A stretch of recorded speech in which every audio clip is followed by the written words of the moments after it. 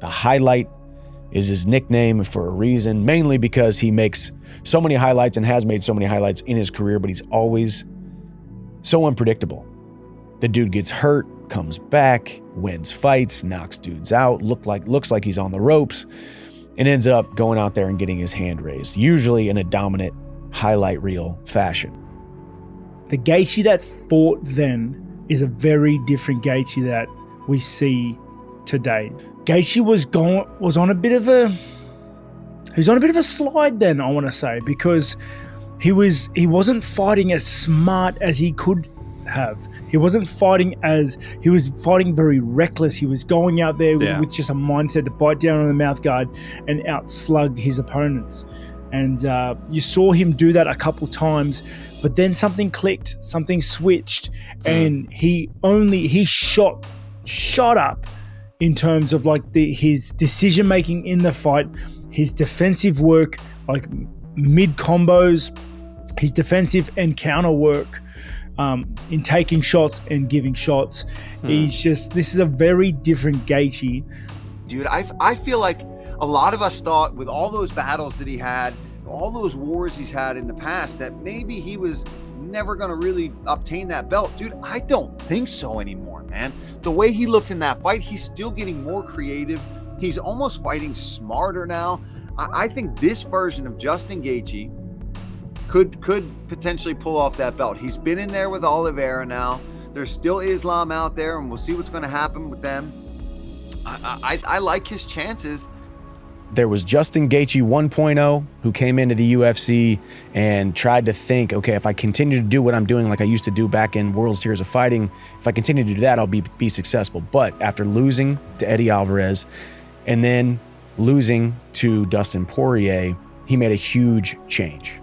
He made a huge shift. I don't know if it was just him and Trevor Whitman or if it was him. He finally made the decision, hey, I need to fight more tactically, a little bit more smart, a little bit more technical.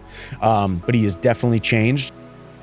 You know, his fights that he lost, even against Khabib, it was just not being patient. If he had been more patient with Khabib, if he had been more patient with Charles, he would have won both those fights. So to see him go out there and do his thing, I was stoked for him. Very, very, very good performance. Maybe his best one in my opinion. I am big fan Justin Gaethje. You know, I have a lot of respect for him. I think he's the most brutal guy in the lightweight division. This guy fighting 2 times in the title shot, like the gold. To get one title fight, to get one shot at the undisputed title, takes a lot of moving parts. It takes a great winning streak. It takes luck. It takes timing. To get 2 of them, it's like you got to exponentially multiply how many outside things go into that outside of just winning. Now he's on the cusp of getting to fight for the undisputed title for a 3rd time. And he is so deserving of it. I feel like more than he ever has because of the way he finished Dustin Poirier, the way he looked against Fiziev. 2 fights together, he has never looked better. And it really makes me think this might be the best version of Justin Gaethje that we have seen, and that's crazy to think about. And it seems like, I think, because the window of opportunity for being the champion is kind of closing, he's had to refine his style working with Trevor Whitman, because against Fiziev, there was definitely a change.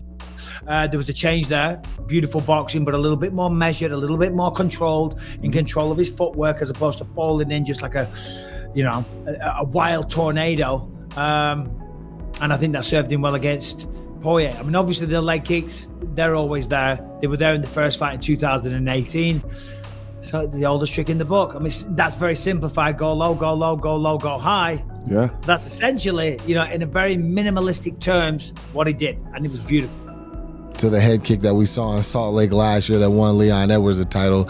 Justin Gaethje goes into that bag, brings it back out, and gets himself the BMF title, which is crazy. If you actually look in the first, go back and watch it in the first round, he threw a kick, and it just whizzed right past Dustin's face, and it was fast. It was good. Now at that point, when I'm watching that, I kind of look like, that's pretty nice. Did I think he was gonna set it up like that? Nah, I didn't. But it was incredible, man. It was incredible, and just an incredible moment for JG.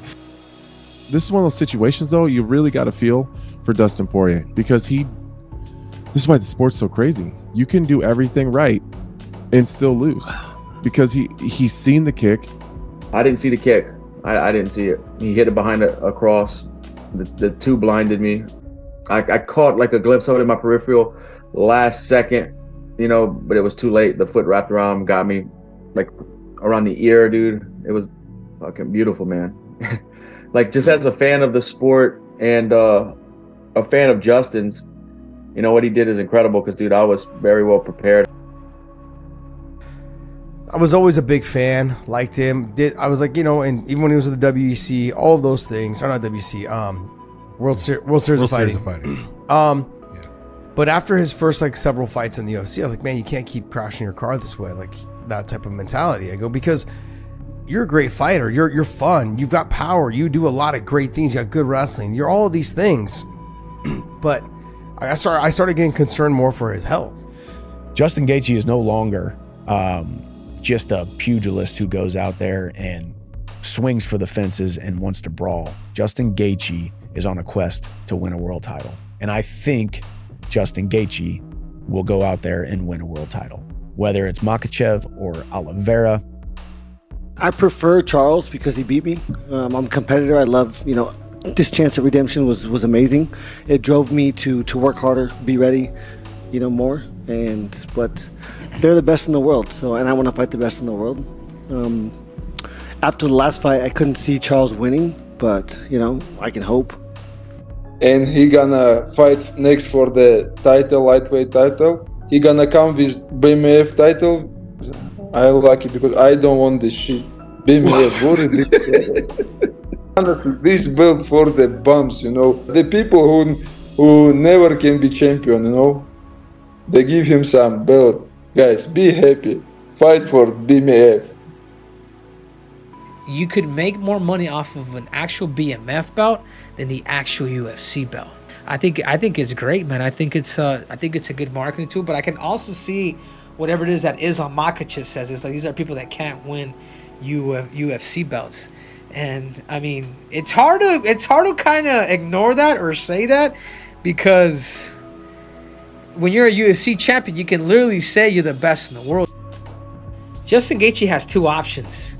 He could either fight for the lightweight title, or he could fight Conor McGregor and make a buckload of money. You become champion of the world, you become a partner with the UFC, you get a percentage of the pay-per-view, and everybody wants to fight you. And there's many, many big fights at the table, and Conor McGregor might just be one of them. Focus on the title. And to your point, yeah, I agree. I think that I'd be excited to see him back in there against Charles Oliveira. Obviously, he is a fresh opponent for Islam Makhachev, and I just hope he waits, right? Unless they dangle some crazy number for him to, fight somebody like Conor McGregor. I really do hope that Justin Gaethje will wait, because while he does have two belts at home, interim and BMF, I'm not sure he really cares about those two belts on the mantle that he has at home right now. No, I think it's just a constant battle to believe in yourself as much as the people that love you believe in yourself. I mean, that is the main factor that needs to happen. You need to believe in yourself, and you need to trust in the preparation, trust in the process. Why do I deserve something more than somebody else? And you just have to believe that, you've, for some reason, that you deserve it. And, that's a constant battle that every single one of us goes through every time. Justin, before he was in the UFC, he was a WSOF, right? That's how you say it. World Series of Fighting champion. And he ran errands for my wife and I, and he bought us groceries. And then when I was on my slump, when I was struggling, I was gonna fight Thiago Moises, and I hadn't won in 2 years. He obviously lets us into his gym to train, and I was like, man, this is great. Onyx, beautiful gym. He jumps in, he just lets me beat him up. He literally just let me beat him up for the whole, I think I did 2 rounds with him for the whole 10 minutes. He didn't need to do that. I know he's better than that. Justin, you never have to wonder if you inspire. You inspire everybody every time you step inside the octagon, because you are a guy that cannot not be liked. And Justin Gaethje, for as good of a fighter as he is, just as good as a man and a friend.